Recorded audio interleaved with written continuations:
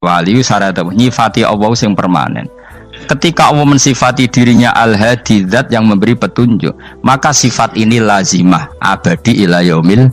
Maka apapun rusak dunia iki tetap akan ada orang baik ila yaumil. Bukan karena orang ini hebat, bukan. Wong zaman rusak kok tetap bukan. Karena Allah yang al-hadi. Sing hebat berarti Allah, bukan kita. Coba kita hidup di zaman akhir. Wong wedok do katokan cekak. Fitnah kayak apa? Kayak apa fitnah kita di zaman akhir? Perkara apa dadi fitnah? Jagone ra dadi menteri geger. Nak jenenge dunya. Jadi jenenge dunya, tapi tetep do saleh. Wong ibadah tambah ke kaji lo antri. Del kaji 36 juta. Indonesia ku antri-antri puluhan tahun. Wa qala ta'ala afa hasibtum annama khalaqnakum abatsan. Afa hasibtum monoton nyangka sira kabeh annama khalaqna mestine gawe ingsun kuwi sira kabeh tak gawe abasan khali ora ana gunane. Masa kamu ngira bahwa penciptaan kalian tuh gak ana gunane? Wa annakum lan nyangka sira kabeh. Wa annakum lan kowe nyangka sira kabeh ilena maring ingsun kowe nyangka la turjauna ora den balekno sira kabeh. Orang yang selalu berpikir bahwa dirinya itu teledor dalam hal taat, padahal Allah selalu baik pada dia.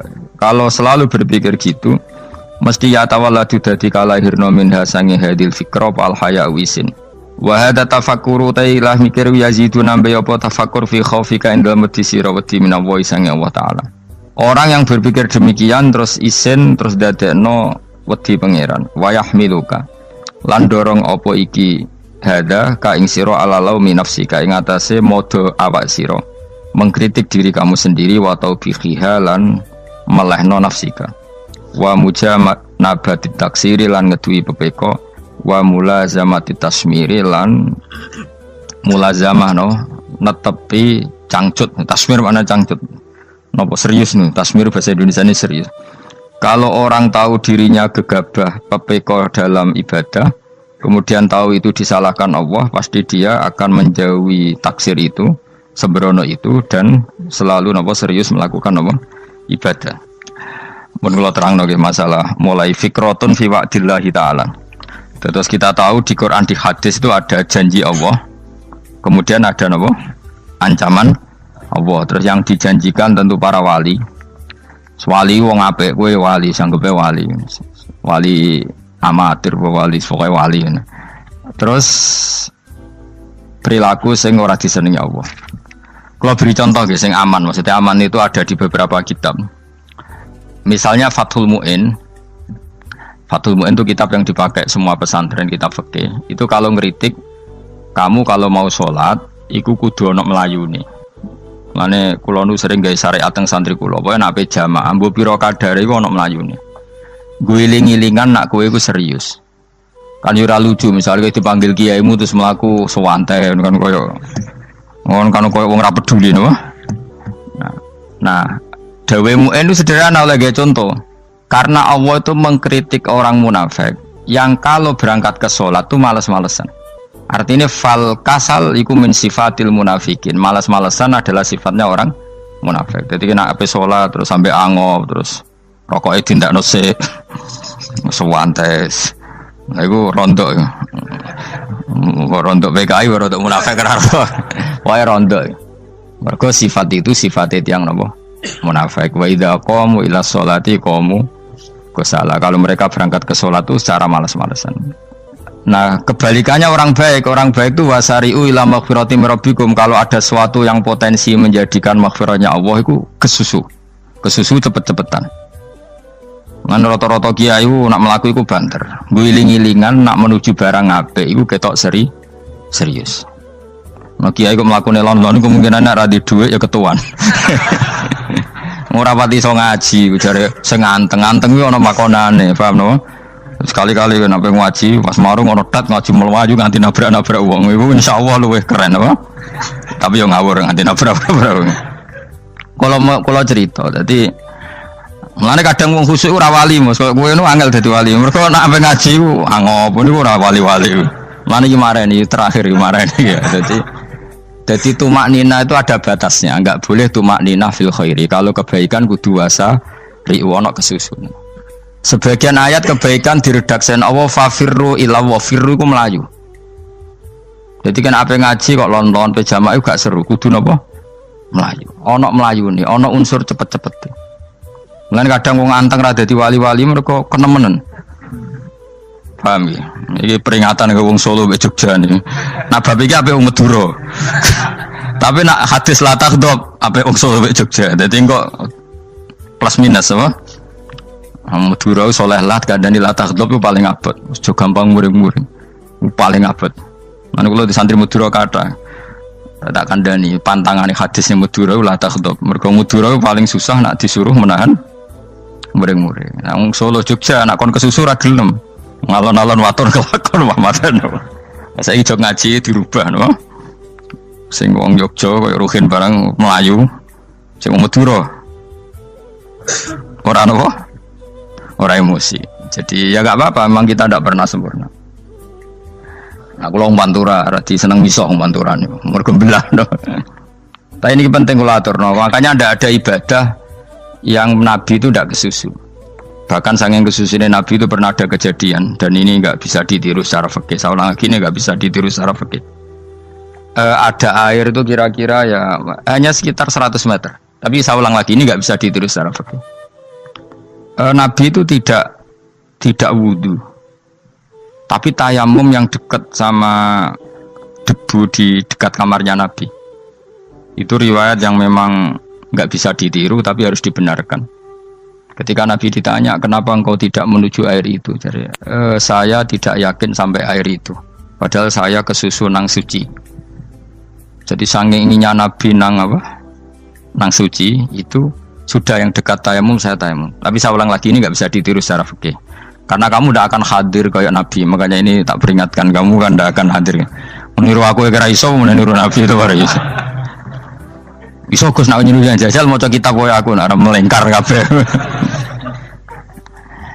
Jadi Nabi pernah ngalamin itu ya. Jadi itu enggak sampai 100 meter ada air. Mungkin enggak sampai 50 meter bahkan. Tapi Nabi itu pas panik. Mungkin saking hadirnya pada Allah ingin posisi suci. Itu apa itu? Tayamum. Ketika ditanya al-amru asra'u min dzalik. Urusan bisa lebih cepat timbang itu. Saya pernah ngalami seperti itu tapi tidak se ekstrim tayamum. Wudu pakai aqua, pakai.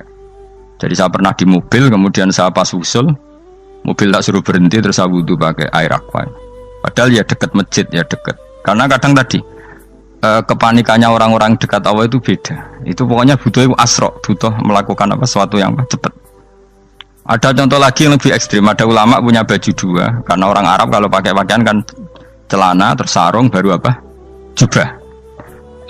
Makanya orang Arab itu biasa pakai lafaif apa berlapis-lapis apa pakaiannya. Ya pastinya pas kondisi ideal itu biasa lafaif. Ya kayak saya misalnya kan nggak pakai kaos karena orang priayi kan mesti pakai kaos baju. Cuma saya nggak pernah pakai jas dianggap nganten malah repot. Kalau disungkan, kalau di jas kuatah kan. Gara-gara dianggap kiai roto-roto nak ngaji kan aku jas. Karena jaluk kan nggung kiai. Wah bingung, bos ngekek iku niat sakake, Gus Baik ora jas ora kelar tuku tapi ya ora ro. Niate elek wae ya ora ro. Kemungkinane iku nganggep aku ora kelar tuku terus ngekeki. Itu berarti suudon yang terlembagakan. Kemungkinannya ya saking takdime wae kepengin kiai ini duwe jas. Utawa kemungkinane nih Gus Baik lu mau ben dikekno wong ra jelas-jelas ya. Enggak ngerti dan ndak perlu dikonfirmasi ben supaya ngamal. Lah kiai ini apa lagi wudu wong Arab lagi adus ning hammam. Hammam itu pokoke dhisik kan ana pemandian umum sekarang sama lagi. Pas di pemandian umum itu beliau ditunggoni santri nih mulai dulu ya memang ada adat ya kalau kadang kiai tindak itu di daerah santri nih. Aku ora gem daerah Mustofa lah mlakune gede malah loro kabeh. Jak ning bandara iku sing roh terminal A1 ya aku ndekne tiket ya aku lek nderekno malah aku sing nderekno akhirnya. Sembrono. Seloro kabeh diden. Opo ora roh. Swarga ya ora roh ndekne sampeyan nak gak tuntun ya ora roh. Singkat cerita si kiai tadi dengar fulan saya minta baju karena yang miskin ini di dalam kamar mandi itu mestinya ya udah Kiai sudah di kamar mandi itu bilang ke santrinya Cong baju itu kasihkan satu sama yang minta tadi. Terus kata santrinya ya Syekh Hala badaan gosal tambok kamu jangan ke susu, kamu mandi dulu, engkau mandi dulu baru ngasih. Terus kata beliau, hati saya pas itu ingin ngasih. Setelah mandi saya selesai, mungkin hati saya sudah rubah, tidak ingin apa? Ngasih. Jadi cepat itu imma takut mati sehingga kamu tidak sempat melakukan kebaikan, wa imma takut rubah. Apa? Takut rubah. Kan iso wae pas adus karena mungkin lagi seneng-senenge kena banyu, lumo. Barang 200 medit. Kan yo ora roh. Wah anak pas lomo lakoni wae engko kan iso medit. Atau pas sampai lomo wis mati. Potensi jadi kita ini mengejar waktu mati dan mengejar berubahnya pikiran apa? Berubahnya apa? Pikiran. Pokoknya walhasil dalam semua kebaikan teksnya Quran tuh fafirru ilallah, lari. Firor itu maknanya apa? Lari. Nah, itu yang saya minta lah. Jadi apa tradisi tertentu. Tapi memang tradisi tumak nina itu bagus. Saya hormat sama orang Jogja, Solo, Magelang tuh hormat. Tradisi tumak nina itu bagus. Tapi kadang kenemen. Karena ada momen di mana kita harus ke susu. Misalnya kebakaran kan ke susu. Kalau takut kebakaran sehingga kita harus ke susu, apalagi ini kebakaran rokok, spring, itu lari. Ya, jadi ini kita harus fair. Makanya guling-gilingan. Saya tuh kalau manggil santri kok kurang lari itu tak marahin. Bukan karena saya ingin bikin syariat. Kalau mau jamaah gitu, sa'i samu kudu melakukan itu beda. Makanya sa'i itu kan maknanya melaku kecil. Itu hebatnya Islam. Tawaf itu kan yang 3 kali pertama itu disuruh romal itu lari-lari apa? Kecil. Sa'i juga sama. Itu guling-gilingan kita ndak boleh sowan pangeran dingin-dingin saja. Emang kalau loh. Cara pangeran terus ana wong tawaf mlaku mbek angop terus santai. Iku bangune apa ibadah? Kangen aku ta ora kok saenake dhewe. Nek melayu kan seru. Apa? Senajan tau ketemu pangeran Gusti paringi sugih wis ngono lah pokoke. Ya ora kurang ajar melayu ke susu jebule njaluk ya apa? Oke. Ya eling-eling ya. Jadi ini kula suwun lah. Tapi ora 100 gebut mlaku 120 iku ngawur nek iku. Pokoknya ana kesusune lah, entah berapa kadarnya itu ana. Mergo istilah pangeran apa? Wasari'u bergegas lah. Ya apa? Makanya Nabi dulu pinternya gitu. Ada Bani Sulaim, Bani Ifar itu punya adat tumak nina. Itu sama Nabi dipuji. Adat kamu bagus tumak nina, tapi dikurangi tumak ninahnya kalau dalam kebaikan harus ke susu. Ada daerah yang temperamental. Dikandani Nabi la taghdab. Ya sama seperti di kita kan. Orang Madura di bab musyaroah ilal khairat mungkin bagus, tapi di la taghdab kurang. Orang Solo, Jogja di tumak ninah bagus, tapi di musyaroah kurang. Jadi makanya ini barokahnya ngaji ya dirubah sidik-sidik. Maksudnya yang plus minusnya itu dirubah. Karena saya belum pernah menemukan tag orang baik itu diredaksikan tenang, tapi semuanya redaksinya apa? Wasari'u itu apa? Bergegaslah, fafirru, larilah. Jadi fafirru ilallah, maka larilah. Firu itu lari apa berjalan? Lari. Supaya maksudnya lari itu tidak harus lari kayak pembalap itu enggak. Pokoknya ada unsur kesusune gitu. Ada unsur bergegas. Dan karena ada etis memang, misalnya saya sebagai anak dikasih tahu babak atau kangkang Gus ibu sedang gerah serono swantai itu kan kayak gak ngergani wong tua kudu ono melayu nih. Dan di sini ini maka diredaksikan di semua riwayat Nabi itu kalau jalan wa idza masa, Nabi kalau jalan itu faka'an namayan hattu min sobabinir taqo. Semua dibak menerangkan apa Nabi kalau jalan itu seakan-akan turun dari tangga, maknanya cepet. Faka'an naman hatto min sobabinir taqo. Jadi Nabi kalau jalan itu cepet. Ya dong ini ya. Paham ya? Ngiling-ngiling anak. Ciri utama berpikir secara Qur'ani adalah apa? Kamu mencari sifat-sifat wali Allah. Dan ternyata sifat wali-wali Allah itu musyaroah ilal khairat, kalau melakukan kebaikan ke susu. Dan sifat orang munafik itu kalau melakukan kebaikan bermalas-malasan. Wa idza qamu ila sholati qamu kusala. Sehingga kata Fathul Mu'in, kalau kamu sholat kudu ono kesusune, ono nasate, guling-gilingan kamu biar tidak berkategori munafik. Karena orang munafik kalau wa idza qamu ila sholati qamu kusala, kalau sedang mau sholat malas-malasan. Nah intinya gitu cara jadi mufassir, cara jadi pemikir Quran yang baik apa? Sifatnya orang baik dikumpulkan, kemudian kamu ingin diri itu. Sifatnya orang buruk kamu kumpulkan, kemudian kamu menghindari sifat itu. Misalnya Allah cerita Fir'aun. Fir'aun itu penyakitnya apa? Istagna, merasa kumoluhur, merasa tercukupi semua. Itu sifatnya apa? Fir'aun. Tapi sifatnya orang baik itu ya Yuhannasu antumul fuqara'u ilallah. Sifat orang baik adalah merasa fakir, merasa enggak siapa-siapa di depan Allah Subhanahu wa taala. Sehingga keangkuhan itu sifat Fir'aun, merasa fakir, merasa enggak siapa-siapa adalah sifatnya orang baik. Makanya nadumanya Habib Abdul Haddad masyhur itu. Ana abdun soro fakhri dimna fakri, itu yang sering dinyanyikan dilakukan para wali-wali itu apa? Ana abdun soro fakhri dimna fakri. Jadi ana uta ingsun abdun kawula. Soro ingkang dadi apa fakhri kebanggaan ingsun iku dimna fakri mergo fakir ingsun.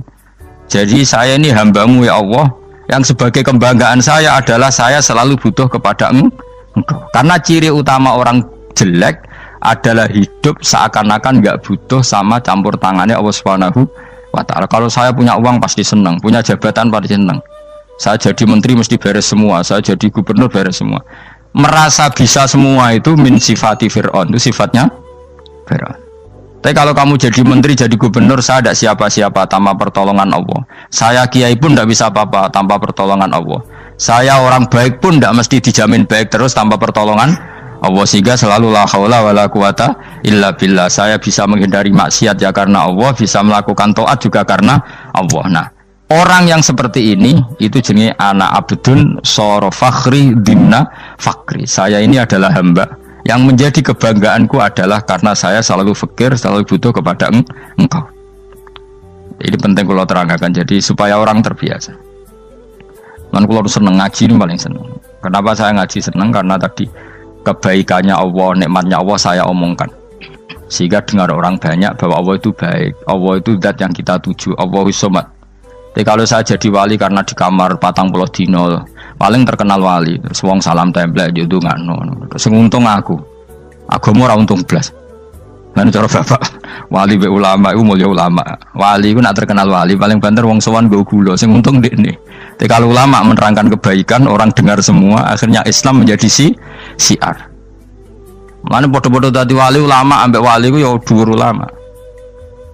Mbok ambek kuwe dhuwur kuwe mergo ora ono makome itu sih. Terbangnya mung cepet koyo kapuk tapi cebloke tok laut. Wong nek ora di makom iku koyo kapuk. Terbangnya cepet tapi gak tahu jatuhnya di mana. Dieling-eling ya, dados kula suwun sanget. Selama ini adat kita buruk.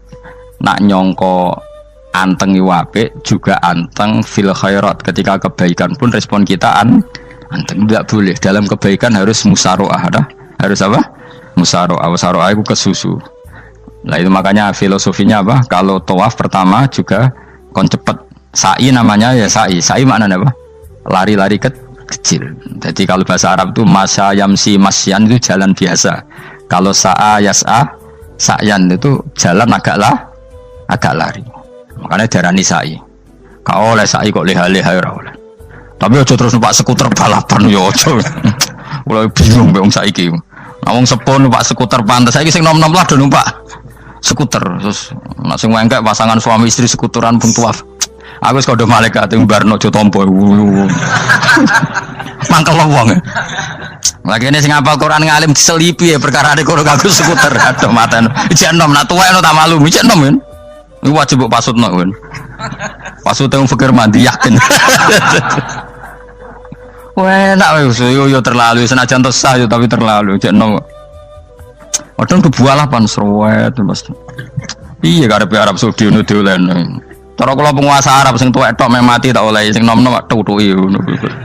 Tapi yo pancen yo sana saya sah sekedar sah. Tapi terlalu. Mosok sowan pangeran nganggo skuter muter. Aduh. Nah, sembrono. Yo coba lakoni yo awas yo. Kecuali guys tuwek meh mati wis ngono. Tuwek tok ora meh mati yo aja. Aneh-aneh. Ya maksudnya kesusu orang ngono iku. Tok budi wae. Wa minha anta tafakkar nggih. Eleng-eleng nggih wae-wae nggih napa sifatnya orang baik yang di Quran itu kita pelajari lalu kita tiru. Misalnya sifatnya orang baik termasuk apa itu ala inna auliya Allahi la khaufun alaihim wa lahum Tidak pernah punya rasa takut, rasa gelisah itu harus kita tiru. Karena kalau kita punya rasa gelisah itu biasanya lama-lama gak ridho, bek kodok, kodar. Itu kudu ceria. Lu kalau ini sebagai manusia sering susah, tapi saya paksa, susah itu saya hilangkan. Karena kalau saya rasakan susah terus, lama-lama saya agak ridho, bek kodok, kodar. Makanya saya paksa, seneng tak paksa. Sesuai kulino. Nanti kalau saat ini rasa susah. Di murid kira jelas sudah rasa susah. Sangking apa? Nah kiai kan susah. Aku di murid wakai, gus tua kita air serat jelas. Goblok cara aku kiai ngono. Ora usah ngono. Zaman akhir ono wong ngaji go kitab wis hebat. Ono ngrungokno ngaji wis hebat. Ono ora paham tekone majelis wis hebat. Lah nek paham teko kan wajar, kira paham kok teko kan luar biasa. Nak ono penikmat ngaji paham biasa. Ini enggak paham kok teko. Wae guyu iso. Guyu hebat. Nah ono menteri dilantik guyu wajar. Lu ora menteri rapo kok guyu. Iku kemungkinane loro, saking waline saking gedenge wis moro. Pokoke seneng ibadah. Mergo sifate wali iku la khaufun alaihim walam, ndak ada rasa takut, ndak ada rasa susah.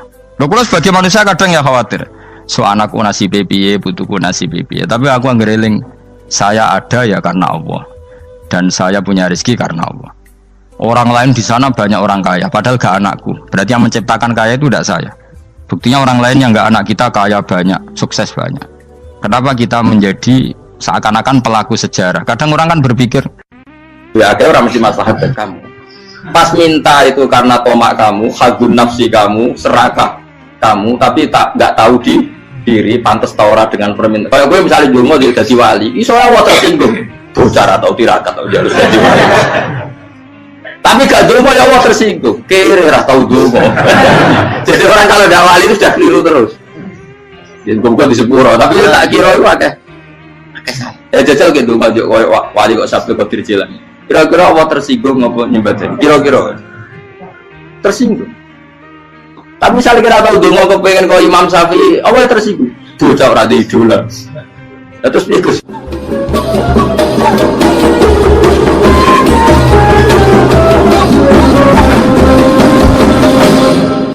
Artinya gini loh, ketika manusia mengatakan mampu, itu ada sekian hal yang manusia itu tidak ikut melakukannya, tidak ikut menciptakannya. Misalnya kue nyupir, supirana enak, punya pengalaman, tidak kecelakaan karena apa? Nyupir kue enak, mobilku normal, mobilmu normal lah, atau wabrak mobil yang mabuk gak apa? Nah di sini ini manusia dituntut, diingatkan terus, kamu itu butuh Allah, rahmat Allah itu yang melindungi kamu, bukan keahlian kamu, bukan kecakapan, karena tanpa itu semua tidak bisa, semuanya Allah. Ya, tapi manusia tadi gara-gara misalnya tadi mobilnya normal, dia punya keahlian nyupir, terus mengklaim kalau keselamatan dia itu karena hati-hatinya dia, karena mobilnya normal. Padahal ada sekian catatan yang menjadikan dia selamat dan semuanya itu kudrahnya Allah Subhanahu wa Ta'ala. Misalnya gak ditabrak wong mabuk, gak ono gempa, gak ono bumi merekah. Misalnya kita pintar nyupir lah, terus bumi memangap, terus kita templung nggak apa-apa. Kemudian daerah-daerah kayak ya rasa tak sebut nomor orang. Kira tahu muka siapa yo, bener mari tak sebut nomor yang ngeri. Intinya Indonesia ora aman, tapi kita tenang aja satunya ora aman kabeh, ora sing aman. Ora usah kuwatir likuifaksi, ora usah kuwatir meteor jatuh, kabeh ya potensi napa? Potensi semua. Sehingga ini sedikit saya ijazahkan. Suatu saat kata Rasulullah, saya ya Mu'ad melihat kamu hanya sejengkal di depan para ulama ketika nanti di akhirat. Terus Mu'ad tanya, Rasulullah tanya, kenapa kamu hanya satu jengkal dengan derajatnya para ulama ketika sowan Allah? Terus jawabnya Mu'ad, kamu punya amal apa? Terus jawabnya Mu'ad, ya Rasulullah, saya tidak pernah melangkahkan satu kaki, kecuali saya tidak pernah yakin apa bisa melangkahkan kaki yang satunya. Dan saya tidak pernah mengunyah satu makanan, kecuali saya juga tidak pernah yakin apa bisa menelannya. Dan saya tidak pernah bernafas satu nafas kecuali saya tidak yakin apa bisa nafas berikutnya. Saking dia tergantung ta'aluk semuanya sama kudrahnya Allah Subhanahu wa Ta'ala. Kalau kita ini kan sok. Kalau makanan sudah di depannya kayak pasti bisa makan. Kalau dia sudah sehat jalan seakan-akan pasti bisa meneruskan. Padahal 0, sekian detik gue melaku dihantam mobil ya selesai. Misalnya stroke ya selesai, tidak bisa jalan. Sehingga para wali-walinya Allah itu orang yang filah gotin min lahadotagi, setiap kedipan dia, setiap perilaku dia itu hanya ta'aluk ambil Allah Subhanahu wa ta'ala. Itu yang disebut ya ayyuhan nasu antumul fuqara'u ila. Nah, kemudian resiko makom ini, ya semua makom tak ada resikonya. Resiko makom ini itu biasanya dia lupa doa. Kenapa lupa doa? Karena doa itu terdefinisikan. Tak wari ilmu hakik harus rumah serap paham lah, tak ulang no. Ya resiko ilmu saya ingatkannya. Ilmu itu kan ada dua. Ada ilmu yang karena didefinisikan, dan itu akhirnya menjadi masalah. Sebenarnya ilmu itu tidak perlu definisi. Kedua, ilmu yang kita rasakan. Misalnya gini, kalau sama saya tanya, kamu pernah nggak minta jadi punya uang banyak? Nggak tanya, pernah nggak minta? Terus artinya minta itu apa? Terus kita mendefinisikan, menengadahkan tangan, bilang ya Allah, saya minta uang banyak, saya minta ingin beli mobil. Itu namanya apa? Tidak jauh saja. Doa kan? Itu kesalahan kita. Kesalahan kita mendefinisikan doa itu, misalnya menengadahkan tangan dan memohon dan menyebutkan permohonannya itu terus disebut doa.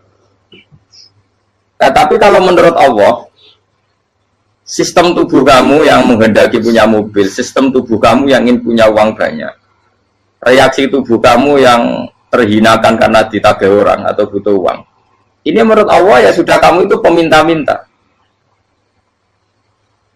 Saya ulang lagi ya. Sehingga menurut Allah kamu minta tidak minta ya tetap berstatus peminta, pengemis. Nah, orang-orang yang sudah usul, meskipun itu kondisional ya, tidak selalu. Itu ya dia pikirannya menengadahkan tangan apa enggak ya sama saja tubuhnya merasa minta. Sehingga dia tidak perlu mengekspresikan minta. Nah, terus orang yang fikih bilang seperti itu sombong. Wong kok gak tahu dungo. Sebetulnya keliru vonis orang fikih. Bagaimana mungkin dikatakan sombong? Dia reaksi tubuhnya, elemen tubuhnya sebetulnya meminta. Dia tidak berkategori meminta karena ilmu kadung didefinisikan kalau minta itu yang seperti ini. Itu kan lama. Nanti kalau suatu saat Indonesia yang kuasa itu terlalu NU atau terlalu yang tidak NU, lama-lama ada definisi. Misalnya yang dikatakan tahlilan itu apa? Ya bid'ah, Nabi tidak pernah tahlilan. Sahabat tidak pernah nahlilin Nabi. Malah nanya kaji Nabi jadi tahlil. Mana nih tahlilan jalukno sepuro mayit, kaji Nabi jalukno sepuro. Sehingga dengan tradisi itu tahlil itu masuk definisi bid'ah karena nggak pernah dilakukan sahabat dan para tabi'in.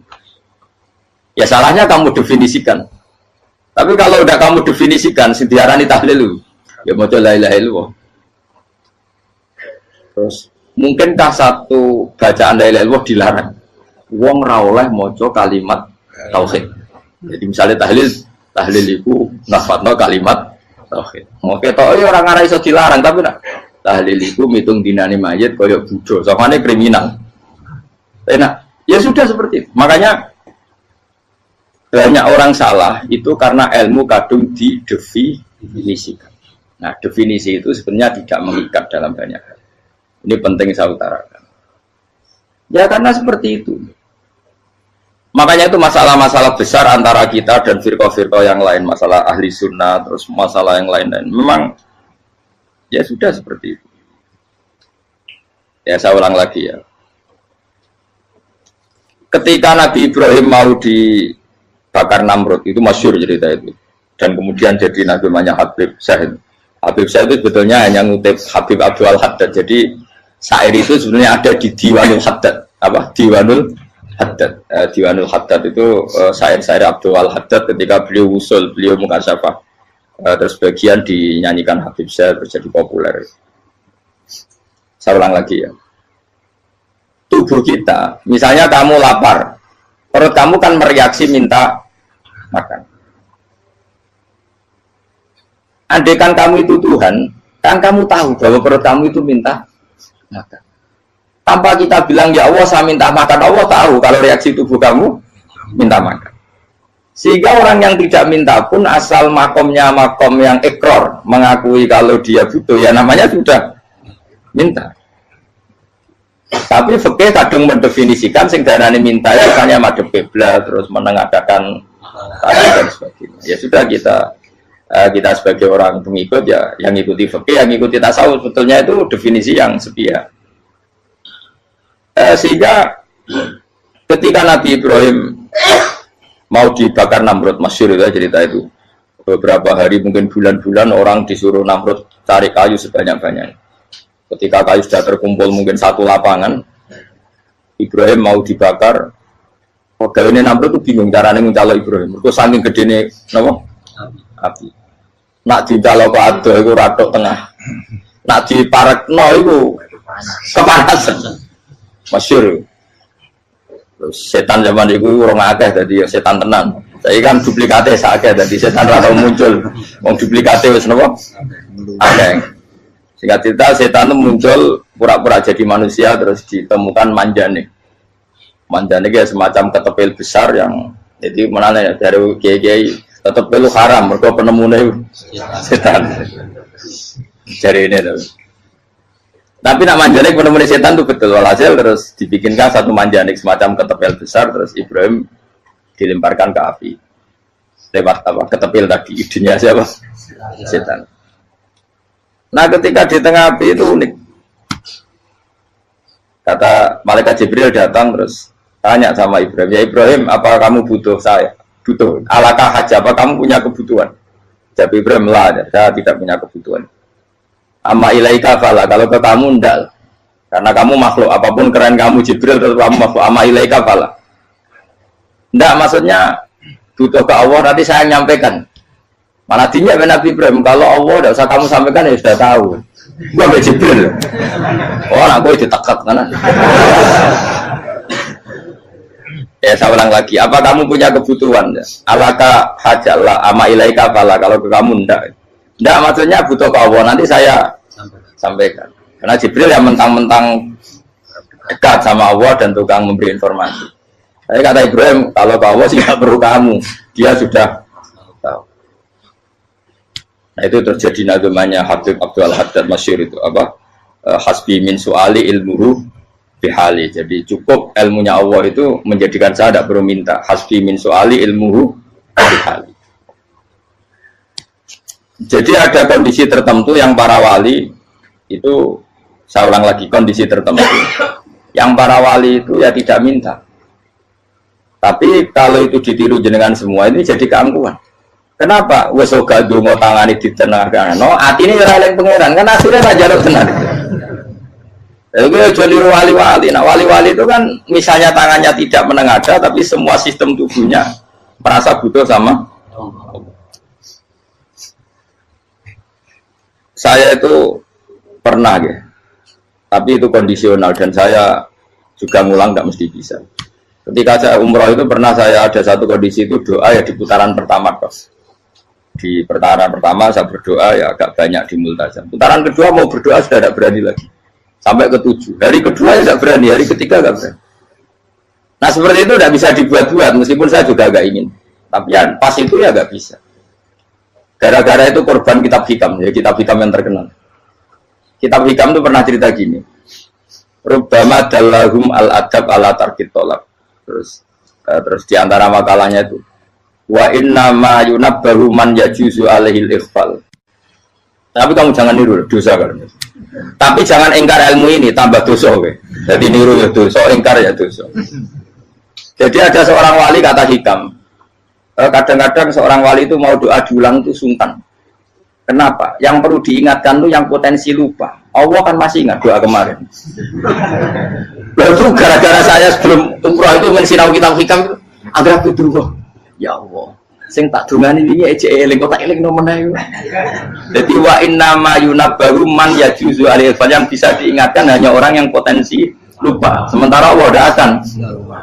Tapi kan akhirnya doa eling. Ya Allah kayak kemarin.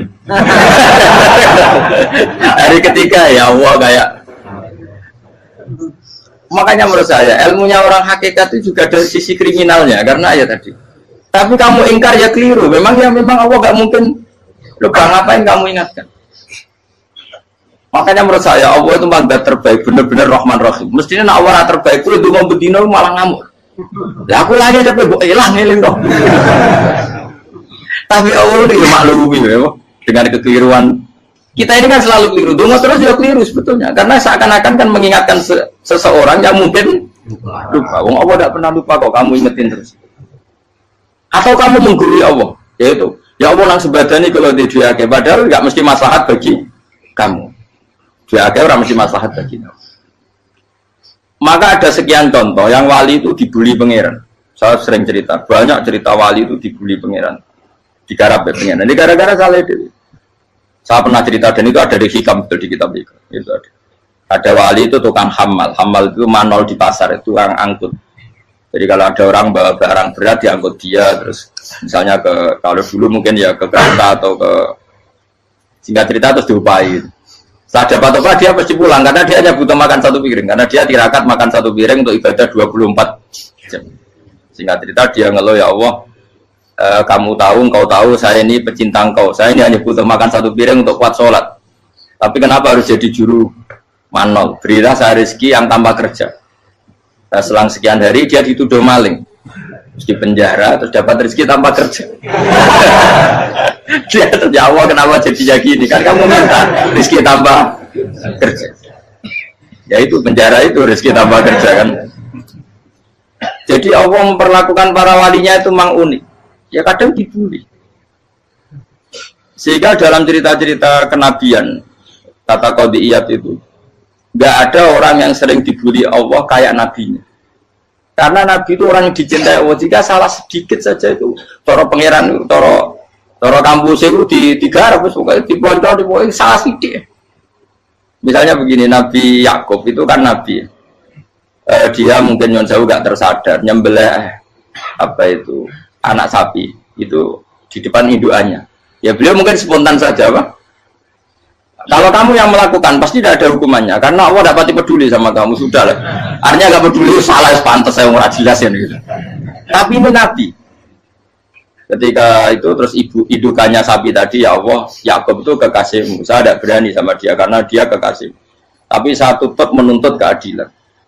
Dia harus merasakan susahnya dipisah dengan anak. Meskipun dia tidak nuntut rasanya roh anak sebelah itu tidak ada se-ekstrim itu. Sapinya itu hanya nuntut, ya Allah, dia harus merasakan sakitnya terpisah dengan anak. Akhirnya Allah menciptakan Yakub mengalami terpisah dengan Nabi siapa? Yusuf. Itu kalau kata qadiyat, itu kalau yang melakukan tidak Nabi pasti nggak dibully Allah, dibiarin. Karena Nabi ini yang melakukan. Nah. Terus ini Nabi Yusuf lagi, mana rasa daftar wali berat. Nabi Yusuf itu di penjara itu karena terdolimi apa karena memang dia salah? Terdolimi. Dan Nabi Yusuf itu Nabi. Nabi Yusuf itu Nabi betul memang benar-benar. Meskipun ganteng dia Nabi. Syaratnya Nabi ganteng, kira-kira melebu. Nabi itu harus ganteng, nggak boleh. Nabi elek ora oleh. Karena Allah izin di kekasih keriting elek. Allah ya di selera. Kabeh Nabi mesti yang paling ganteng di kaumnya, yang paling nasab. Nggak boleh Nabi kok pesek, keriting, tidak boleh. Tapi kalau sudah jadi orang soleh boleh, tapi kalau Nabi tidak boleh. Nabi Yusuf itu ganteng. Masyhur kan cerita Nabi Yusuf dengan siapa? Zulaikha. Dan belum ada orang dalam keadaan darurat masih cerdas kayak perempuan. Jadi singkat cerita, ketika Yusuf diajak Zulaikha selingkuh gak mau kan keluar dari kamar. Delalah kebetulan wa alfaya sayyidah Rajal. Itu si Zulaikha tadi spontan langsung bilang, wahai suamiku, apa hukuman orang yang ingin menodai keluargamu? Itu wong wedok. Padahal dia agak terencana, dia pun nggak bayangkan kepergok suaminya. Itu dalam keadaan kepergok itu masih cerdas. Suamiku, apa hukuman orang yang mau menyelingkuhi keluarga Anda? Singkat cerita, suaminya murka, terus Yusuf di penjara, terdolimi.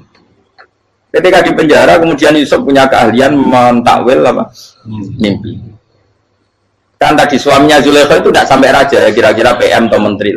Raja itu punya mimpi yang bisa nakwil itu hanya Yusuf. Singkat cerita, terus utusan raja datang ke Yusuf, dan takwilan Yusuf terbukti benar. Tapi Yusuf ini seorang nabi, saya ulang lagi, Yusuf seorang nabi, dia tapi ya manusia. Bilang gini ke utusannya, coba bilangkan ke raja kamu, di penjara ini ada orang yang di penjara secara terzalimi, yaitu saya. Tolong laporkan ke majikan. Itu Allah tersinggungnya itu bukan main. Nabi kok lapor makhluk. Itu tersinggung. Nah aku kan gak bibi. Ngajak no proposal ya ora bibi. Semuanya Allah begitu rapi bibi. Wong sumben swargane ya ora langsung wae ngono. Pokoke kira-kira kan sudah tidak perlu ditegur. Makanya fa'an sahu syaitanu dzikra rabbi fala bisa fi sijni bid'asi. Maka Allah mentakdirkan utusan raja tadi itu lupa melaporkan peristiwa Yusuf ke raja tadi, sehingga raja nggak pernah dengar kalau ada orang di penjara karena Allah tersinggung. Wong kowe ku nabi lapure ambek penguasa. Ngono tok iku wis Allah tersinggung. Karena dia nabi, nggak boleh nabi lapor makhluk. Jadi Allah itu dengan nabi itu sangat-sangat sensitif. Sangat-sangat sensitif. Ya begitu. Terus kita terkenal, meskipun ini nggak ada di Quran, Nabi Musa. Nabi Musa itu pernah sakit gigi. Karena dia mentang-mentang kalimullah, orang yang sering komunikasi dengan Allah, minta ya Allah, tolong tunjukkan obat gigi saya itu apa. Singkat ini sama Allah dikasih tahu. Kamu ngunyah suket ini, gitu. Rumput ini kamu kunyah, nanti pasti sembuh. Karena resepnya dari Allah ya pasti mujarab, kan nggak ke dokter. Singkat tidak dikunyah terus sembuh. Suatu saat dia sakit gigi lagi, nggak konsultasi lagi karena masih punya resep tadi kopian apa resep. Dia datang nyari suket yang sama dikunyah tambah sakit. Tanya sama ya Allah ini kan resepnya yang sama, kenapa tambah sakit? Kata Allah kamu itu kekasihku. Orang nak sing ngobatiku aku rasuket sembrono. Semenjak itu Nabi Musa nggak pernah resep lagi sudah. Andaikan tuh kamu, pasti Allah juga gak tersinggung. Makanya kata Qadiyat, kenapa para nabi sering ditegur itu bukan karena Allah murka, nabi itu beda. Jadi kesalahan kecil atau apa-apa yang menurut kita ada salah itu untuk nabi salah. Makanya di ahli sunnah ada kaidah apa? Mimba bihasanatil abror sayyi'atul muqarrabin. Pernah dengar kaidah apa? Mimba bihasanatil abror sayyi'atul muqarrabin. Sesuatu kalau dilakukan umumnya orang itu hasanah atau kebaikan, tapi kalau dilakukan para nabi itu salah. Karena apa ya? Saking dekatnya dengan Allah. Saya ulang lagi apa? Mimba bihasanatil abror sayyi'atul muqarrab. Jadi nabi itu beda. Nah, para nabi itu orang-orang yang mengalami fikir yang doa resmi kayak siapa tadi? Definisi fikir ya sering. Kayak definisi orang tasawuf yang sering. Sehingga ketika Nabi berdoa, ya memang secara disiplin ilmu yang namanya berdoa, ya minta Allah dengan mengadakan tangan. Ketika nggak berdoa, karena Nabi sadar Allah tidak perlu diingatkan lagi, pasti masih ingat.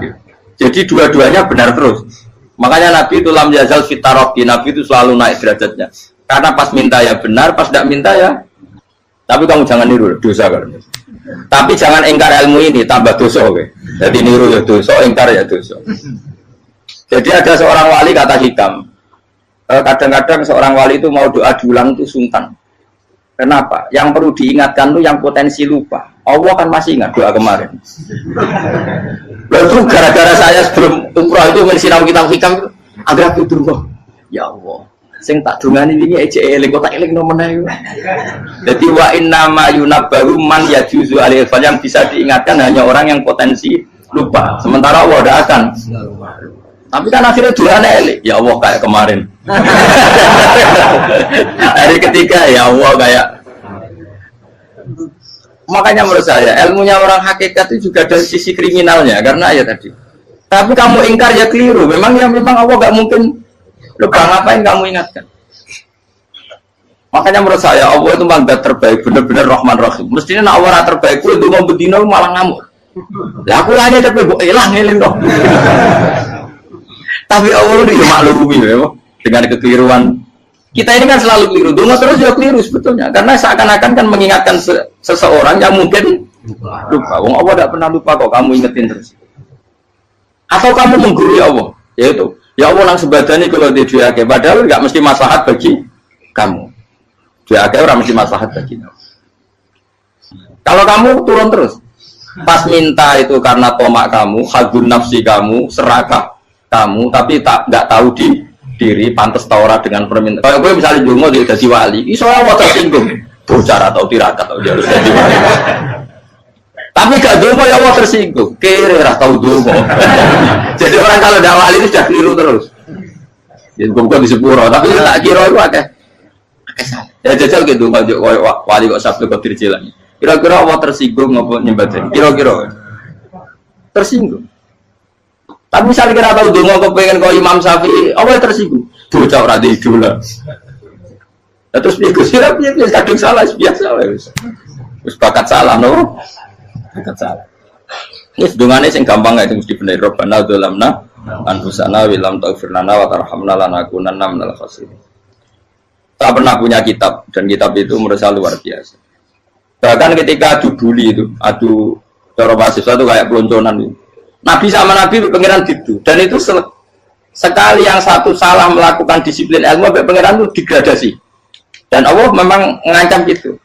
Kalau kamu melanggar ini, la ahbiton namin diwanin nubuah. Nanti la amkuan namin diwanin nubuah. Kamu saya hapus dari buku kenabian. Tes-tesannya ya lucu, pilihannya begini. Kata Nabi Musa kan ditanya.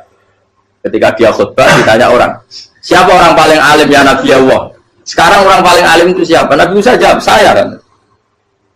Jadi Allah tersinggung karena wong kok berarti ini bodoh. Tapi ada kan Nabi Musa kok jawab Fauzi, itu salah, tambah salah meneh. Kalau enggak Fugen, malah salah meneh. Tapi jawab Musa itu salah. Saya Gusti, saya kan. Orang paling alim siapa? Saya.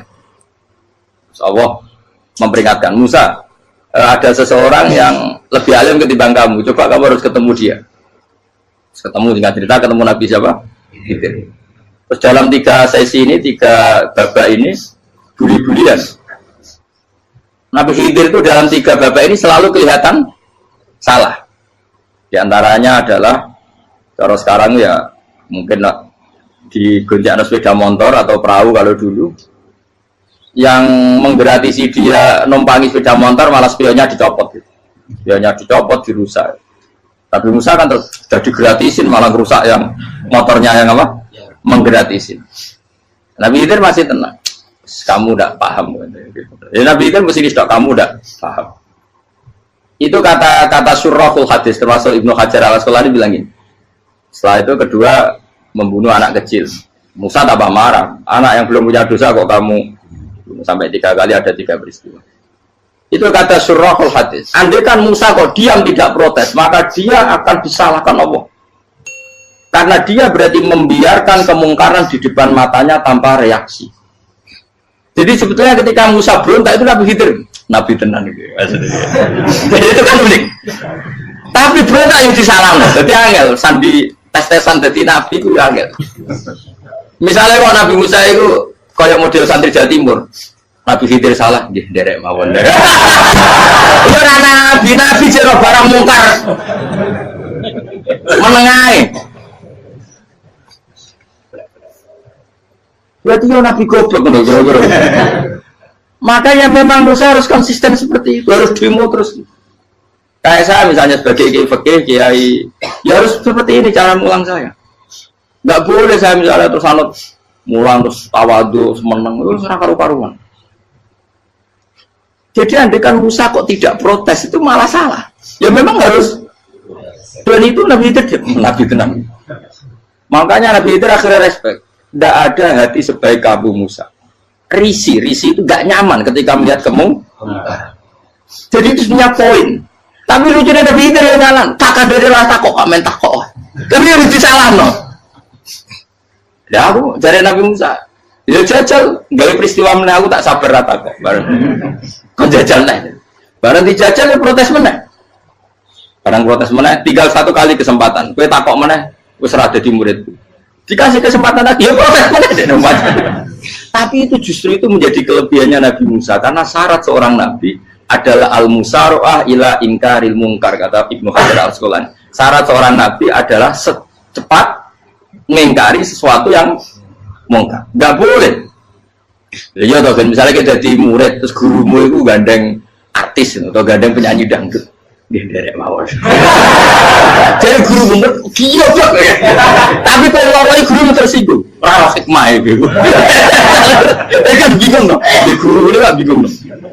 Kalau kita guru jadab, orang Jawa Timur mau gurumu gandeng penyanyi dangdut. Reaksimu piye? Jadi tak. Ayo loh, nak elek kan gak iri. Biasanya nak elek itu gak iri. Kamu Pak. Sing ayu, sing potensi iri. Kira-kira reaksi kamu itu milih derek mawon apa berontak?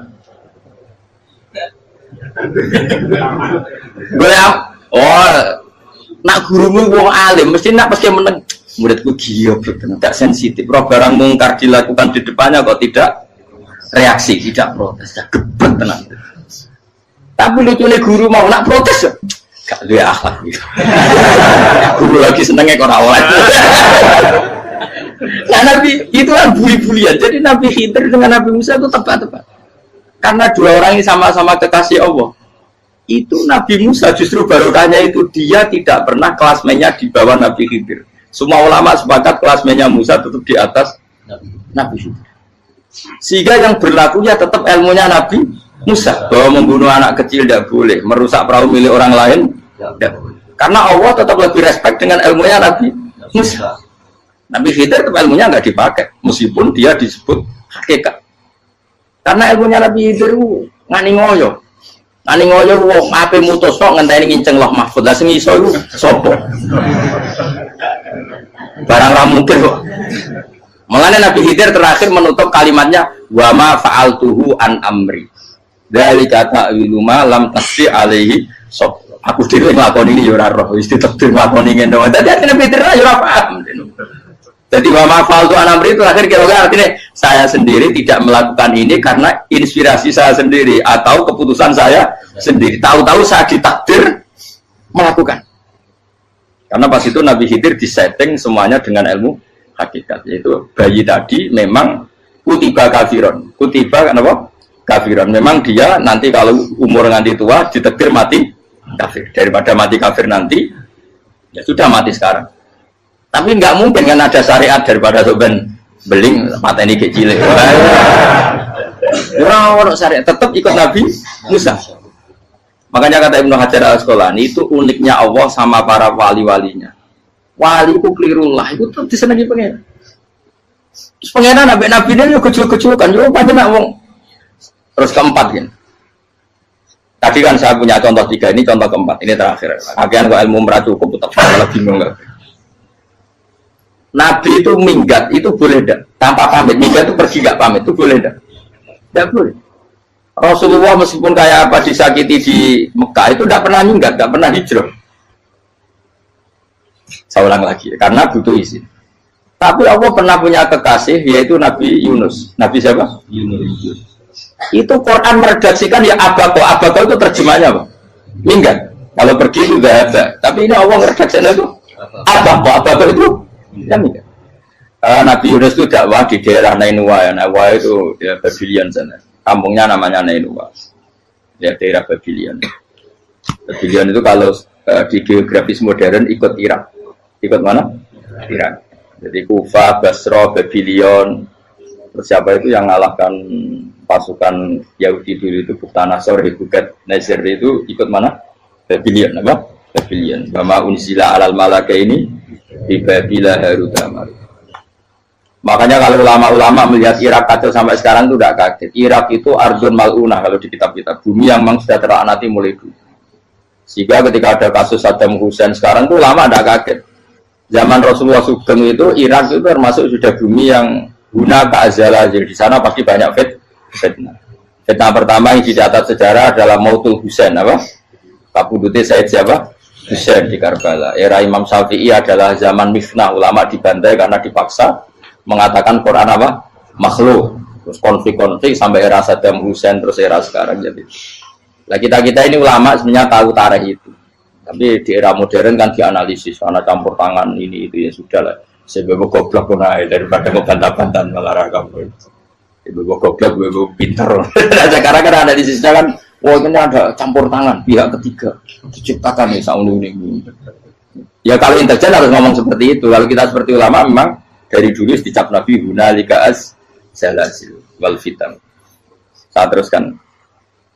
Nabi Yunus itu dakwai kaumnya itu lama sekali dan tidak iman.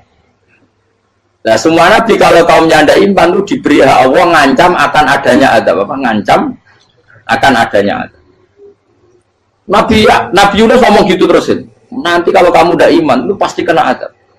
Anggap saja dia ngancam gitu sudah berbulan-bulan. Singkat cerita, azab baru tinggal 3 hari lagi. Ayo nang iman, tinggal 3 hari lagi. Ya kira-kira dia ngomong misalnya Ahad, berarti Ahad, Senin, Selasa, atau kamu milih Selasa ya Rabu, Kamis. Singkat cerita Ahad itu dia gak kuat. Wah, semuanya kurang tolong dino kaumku tetap orang iman. Mantel asal minggat deh. Minggat ya jadi kalau minggat kan nggak punya tujuan, so asal pergi jauh saja. Ada perahu, sekenanya dia naik saja. Namanya minggat nih. Kalau bawa bekal terencana, bawa visa, paspor kan plesir namanya. Jadi minggat itu ya enggak, ya sekenanya nggak persiapan. Singkat cerita sampai ikut perahu nelayan tadi, terus zaman itu ya ada mitos kalau ada gelombang yang nggak wajar pasti ada orang minggat. Terus ditanya siapa yang minggat, Nabi Yunus kan orangnya jujur, saya katanya. Ya sudah, yang minggat terus dicemplung ya, terus ada yang agak baik, ya jangan gitulah. Ini kan kita semua butuh selamat, judi dulu. Terus judi satu lagi ketemu Yunus. Coba mungkin salah udahnya, judi lagi ketemu sampai 3 kali ketemu Yunus. Makanya fasahama fakana minal mudkhadin, diuji dia kalah kemudian tenggelam. Fal taqamahul khutu wa huwa mulim. Terus dia diuntal, ditelan oleh ikan nun. Di situ ikan nun digambarkan saking besarnya itu. Dan ini uniknya Allah sama kekasihnya. Sudah Allah menyalahkan tapi unik. Ikan ini kan itu sama Allah dikasih instruksi. Kamu nggak boleh makan dia, dia kekasih saya. Terus ketika di tengah di perut apa? Ikan, dia kegelapan. Terus Nabi Yunus cita-citanya satu, ya Allah, kalau saya sumpah diri saya tidak bisa baca tasbih. Karena sama Allah disulap perut ikan itu jadi masjid. Ya dia di dalam perut ikannya santai saja tetap wiridan. Santai. Karena ada fi dzulumati Allah ilaha illa anta subhanak inni kuntu minadz dzalimin. Ya dia santai aja wiridan karena perut ikan bagi dia adalah masjid.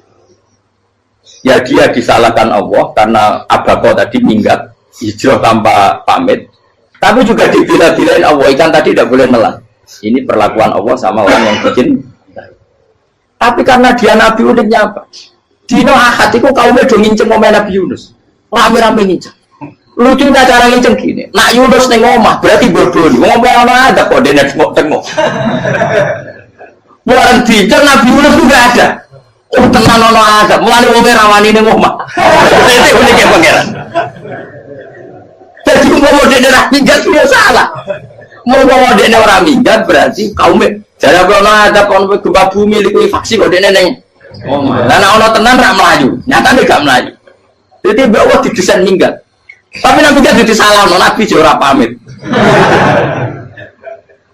Makanya masyhur, saya itu punya kitab karangannya Habib Alim Alama, babanya Habib Anis, Habib Ali bin Husain yang ngarang apa? Ali bin Muhammad bin Husain karang yang disebut Duror itu.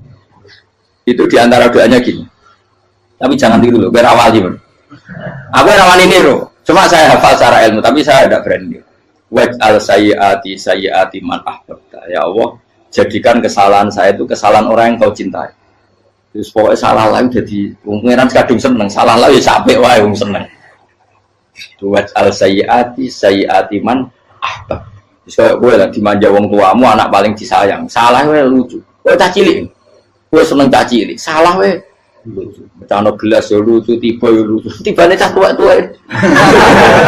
Bocah jelalatan mulane tiba.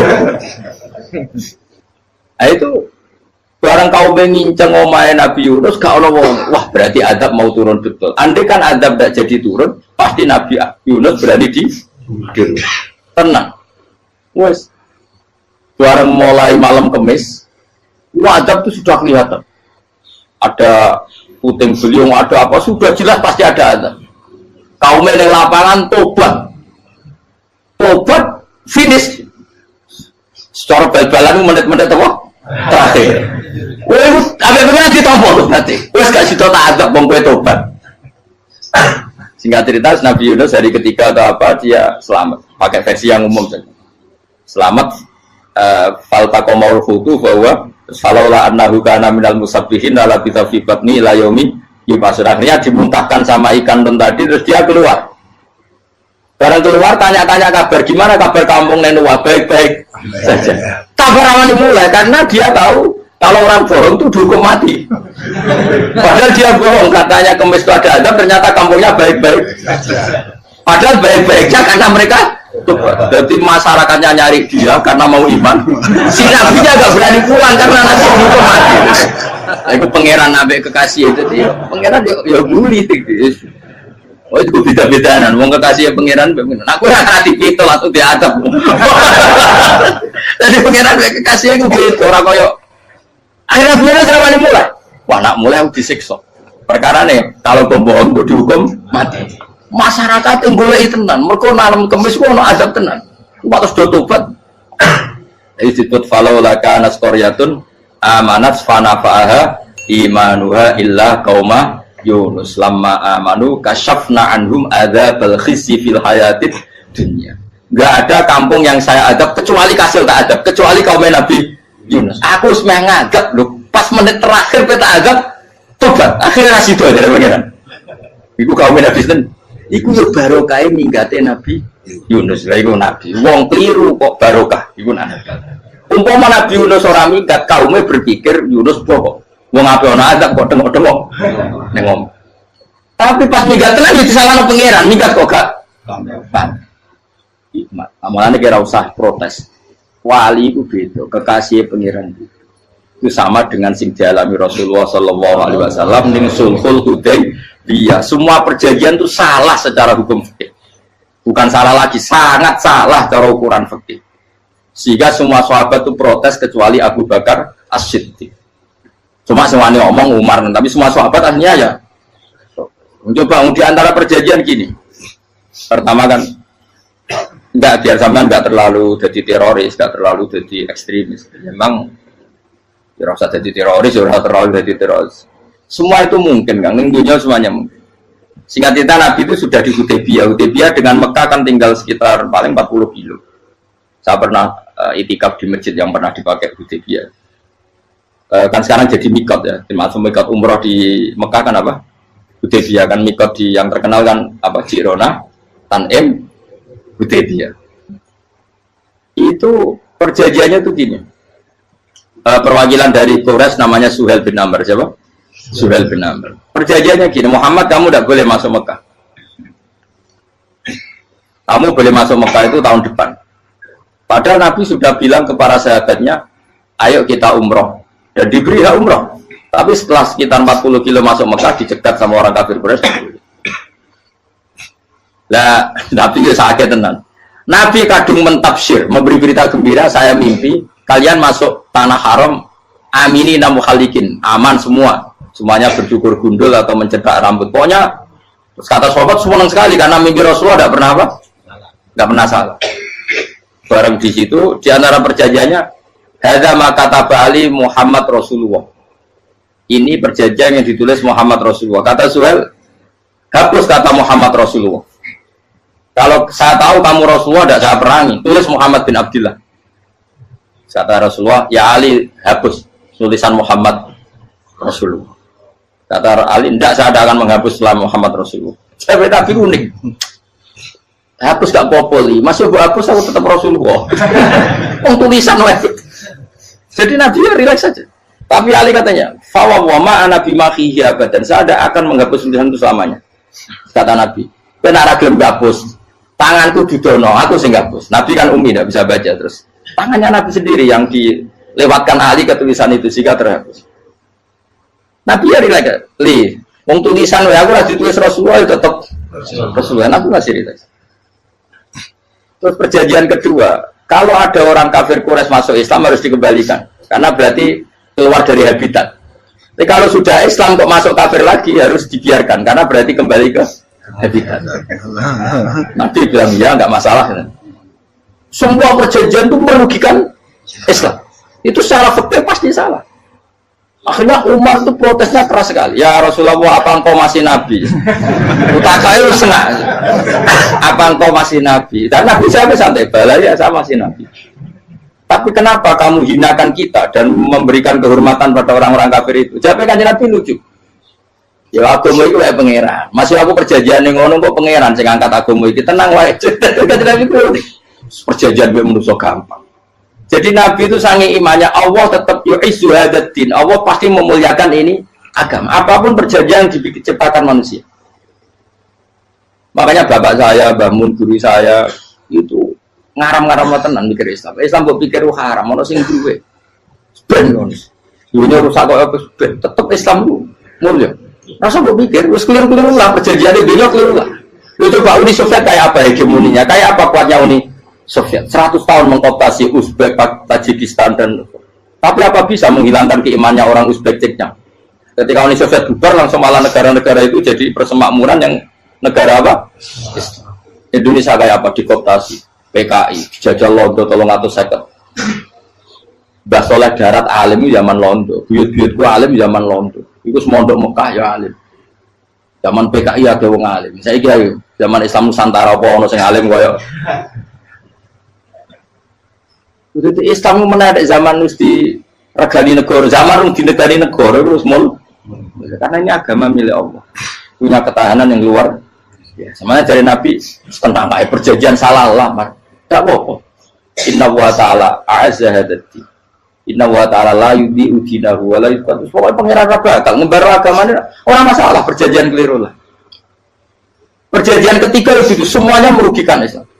Tapi apa kata Abu Bakar ketika protes Nabi gak dijawab? Datang Abu Bakar. Menurut kamu gimana? Jawab Abu Bakar lucu. Makanya ini menunjukkan makanya kenapa ahli sunnah berkeyakinan Abdul Sahabat itu siapa? Abu Bakar. Jawab Abu Bakar. Wes amar. Perjanjiannya keliru lah. Wes keliru lah. Kita geremeng-geremeng santai geremeng. Tapi la tadkhul bainahu wa baina habib. Kamu jangan masuk wilayah yang itu hubungannya orang yang terkasih sama kekasihnya. Wes gak masuk akal lah sebenarnya menengah ini.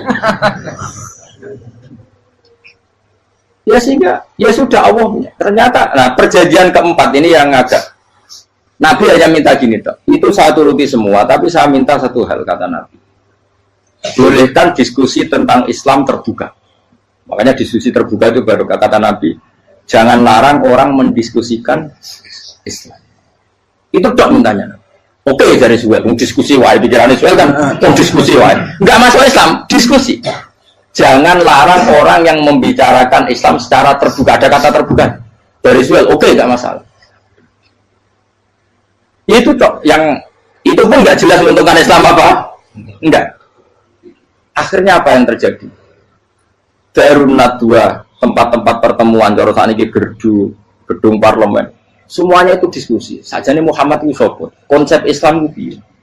Dan semua yang cerdas juga sajane ya benar Muhammad. Membawa tuh banyak giok tenan. Banyak giok tenan waktu kok di. Terus nak Yahudi ora bener pisan, Nasrani ora bener pangeran atau. Wah, diskusi. Suwe-suwe hasil diskusi sepakat. Jadi tetap bener Muhammad. Bener kok. Akhirnya hasil diskusi itu akhirnya mereka membatalkan perjanjiannya sendiri. Perkara baru kayak apa? Malah Nabi ketika balik di Madinah, Umar sempat protes yang dalam. Oke ya Rasulullah saya terima konsep Anda, tapi saya menyisakan satu pertanyaan. Jadi jenengan ini ana ayat sing nurjukna la tadkhulunal masjidal haram insyaallahu aminina muhallikina ru'usakum. Lah kok nyatane ra sida mlebu Mekah malah kita terusir kembali lagi ke Madinah. Lha iku Nabi yang agak lucu ngendikan. Mar, ning ayat iku ora gak ana taune. Apa ana ayat iku taun iki sing ngatene taun iki ra kowe. Dari Nabi ya ora taune ya. Orang tahu nih, gue tahu di dewi kan kira-kira. Ayat itu kan kalau tahu nih, kemarin saya kira nafsiri tahun ini. Mau suatu saat kamu akan masuk Masjidil Haram. Tapi kan kalau tahu deh ayat. Apa di ayat itu ada tahunnya Umar dan Allah bilang tahun ini ya enggak ya sudah kalau nggak ada tahunnya ya, pokoknya mesti kapan-kapan terjadi. Tapi rasa itu. Kalau suka rugen kan kalau tahu nih orang saya. Mau aku udah nggak suka tapi tanpa tahu. Lu sesuai.